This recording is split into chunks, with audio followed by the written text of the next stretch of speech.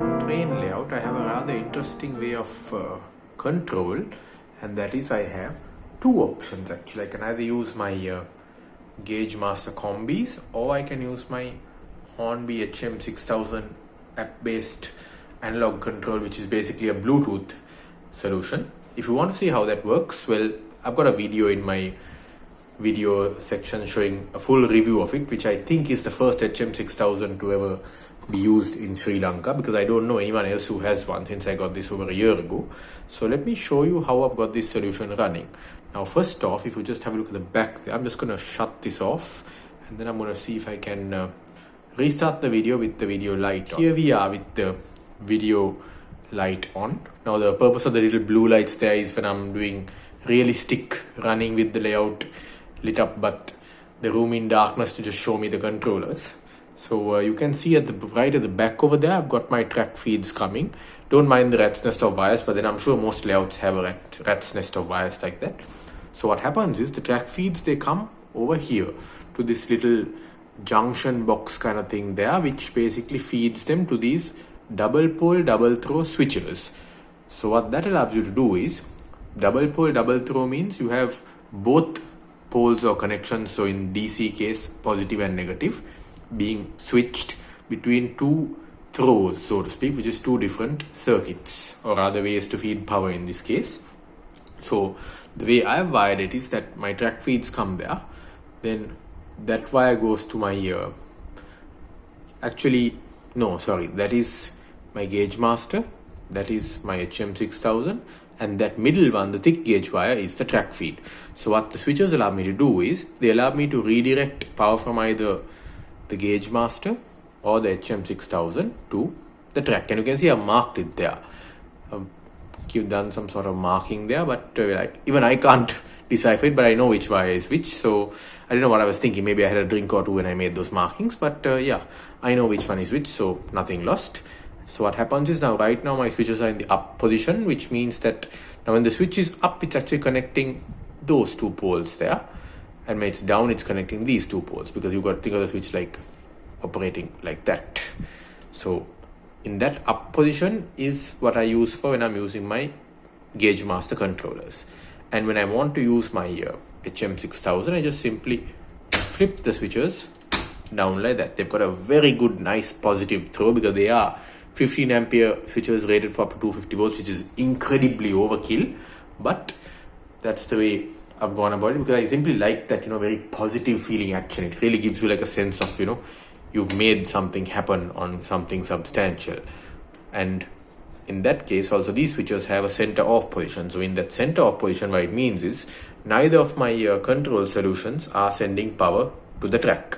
So that's really great for when I want to totally isolate the track from any kind of power situation, which I may want to do if I'm doing some track work and I don't want to create a short circuit anywhere, or if I'm working on a loco that's on the track for some reason, I don't want it to suddenly shoot off due to negligence of accidentally activating a controller. So typically what I do is, it's in the up position, because I'm using my gauge masters about 80% of the time. But when I want to use the HM6000, I just flip them down to that. And there's also a little interesting thing that I can do, which I've never really done because I haven't seen the point of it, and that is I can have one switch up for gaugemaster operation and the other switch down for HM6000 operation. What that would mean is that one loop, now the left switch is for the outer loop. I haven't marked that because I know it, but the left is for the outer loop and the right is for the inner loop. So in this position, the gaugemaster would be active for the outer loop, which is this one, the left controller here, and the HM6000 would be active for the inner loop. But if I were to switch it up like that, it would be this controller for the inner loop, because this is the outer, this is the inner. HM6000 is there because it's Bluetooth.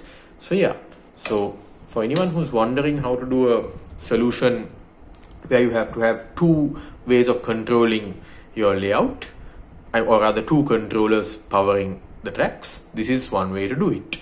Now I can think of another reason why you'd want to do this, and that is probably if you've got DC and DCC controls and you want to be able to switch between the two for, say, DC or DCC running. But that's a bit of a tricky one, because you feed DCC power, which is a alternating current power, to a DC loco, it's going to most likely ruin its motor. Whereas if you feed DC power to a DCC loco, It's not going to be happy about it, but it might run. In fact, I have a loco over here, which is this Hornby Class 86 in Les Ross naming, and that loco I have reviewed for my channel too.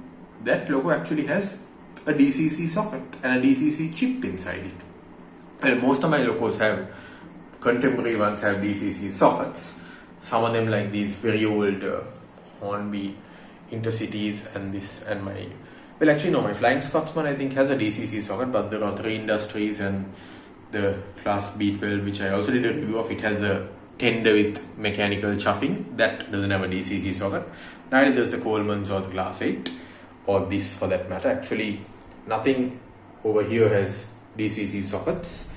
Here the only thing with a DCC socket would be the Tornado Pullman and of course the Eurostar.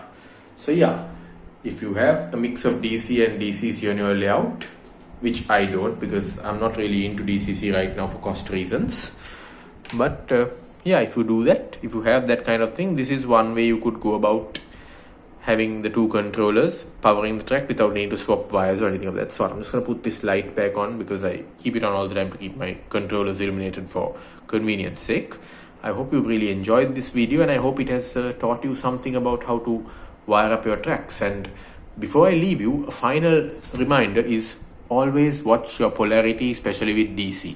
You can see that I've got red and red with black, or here in this case it's black with white, and here of course red and black again. Typically red is positive, black is negative, and if you have got trains that are running in the wrong direction, it's almost always an issue with your wiring, which means that one of your wires has got swapped around. Now that is applicable if all your trains run in the wrong direction. If just one locomotive runs in the wrong direction, then the problem lies inside that locomotive with its wires probably swapped around. So remember that if your trains are running in the opposite direction to what you set your controller to, the problem is simply your wiring, which means you've got the red and black wires connected the wrong way around. Well, actually technically there is no wrong way really. It all depends on how you want your trains to run in relation to your controller. Like for example on mine, my trains are deliberately wired backwards for one loop because, for example, on my outer loop I consider forward to be going this way. For my inner loop I consider forward to be going this way.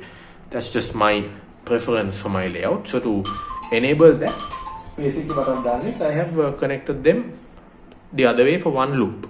So that's that. I hope you've enjoyed this video. If you have, don't forget to like, share and subscribe. Thanks for watching.